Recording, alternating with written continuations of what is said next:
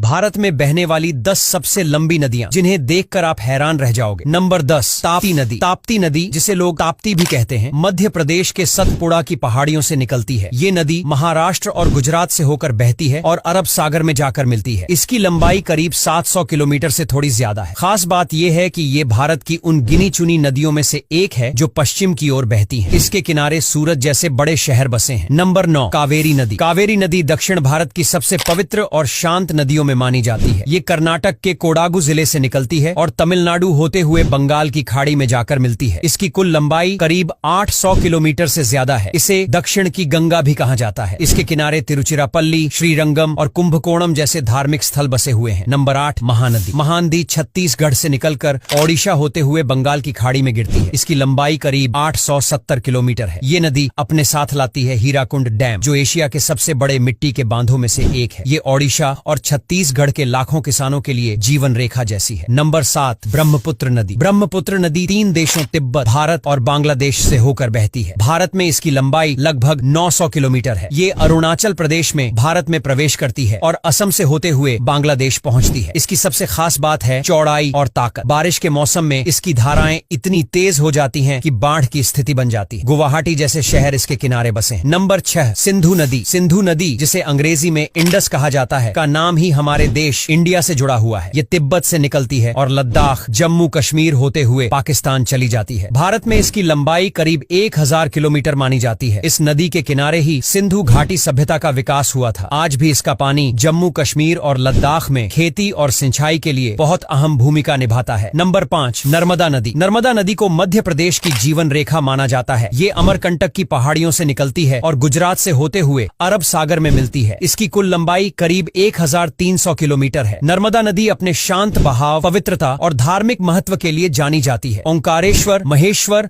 और नर्मदापुरम जैसे तीर्थ स्थल इसके किनारे बसे हैं। नर्मदा यात्रा को हिंदू धर्म में बेहद पवित्र माना गया है। नंबर 4, यमुना नदी। यमुना नदी उत्तराखंड के यमुनोत्री से निकलती है और उत्तर प्रदेश, हरियाणा, दिल्ली होते हुए प्रयागराज में गंगा से मिल जाती है। इसकी लंबाई लगभग 1307 किलोमीटर है। यमुना को भगवान श्री कृष्ण की प्रिय नदी माना जाता है और मथुरा, वृंदावन जैसे धार्मिक स्थल इसके किनारे हैं। हालांकि आज ये नदी प्रदूषण से जूझ रही है, लेकिन दिल्ली जैसे महानगर की जल आपूर्ति का बड़ा हिस्सा इसी पर निर्भर करता है। नंबर 3, कृष्णा नदी। कृष्णा नदी महाराष्ट्र के महाबलेश्वर से निकलती है और कर्नाटक, तेलंगाना, आंध्र प्रदेश से होकर बंगाल की खाड़ी में गिरती है। इसकी लंबाई लगभग 1400 किलोमीटर है। इस नदी पर बने श्रीशैलम डैम और नागार्जुन सागर जैसे बड़े डैम बिजली और सिंचाई के लिए बेहद जरूरी हैं। इसके किनारे बसे विजयवाड़ा, बेलगावी जैसे शहर इसे और भी खास बनाते हैं। नंबर 2, गोदावरी नदी। गोदावरी को दक्षिण की गंगा भी कहा जाता है। ये महाराष्ट्र के नासिक जिले से निकलती है और आंध्र प्रदेश से होती हुई बंगाल की खाड़ी में मिलती है। इसकी लंबाई है लगभग 1486 किलोमीटर। इसके किनारे नांदेड़, राजमुंद्री और भद्राचलम जैसे धार्मिक स्थल बसे हैं। गोदावरी का पानी लाखों किसानों के लिए जीवनदायिनी है और इस पर कई डैम और प्रोजेक्ट्स बने हैं। नंबर 1, गंगा नदी। गंगा नदी भारत की सबसे लंबी और सबसे पवित्र नदी है। ये उत्तराखंड के गंगोत्री ग्लेशियर से निकलती है और उत्तर प्रदेश, बिहार, झारखंड, पश्चिम बंगाल से होते हुए सुंदरबन के पास बंगाल की खाड़ी में मिलती है। इसकी कुल लंबाई लगभग 2500 किलोमीटर है। गंगा सिर्फ नदी नहीं बल्कि भारत की आत्मा है। हरिद्वार, वाराणसी, प्रयागराज जैसे शहर इसके किनारे बसे हैं। तो दोस्तों, आज के लिए बस इतना ही। अगर वीडियो अच्छा लगा हो तो लाइक और शेयर करना बिल्कुल भी मत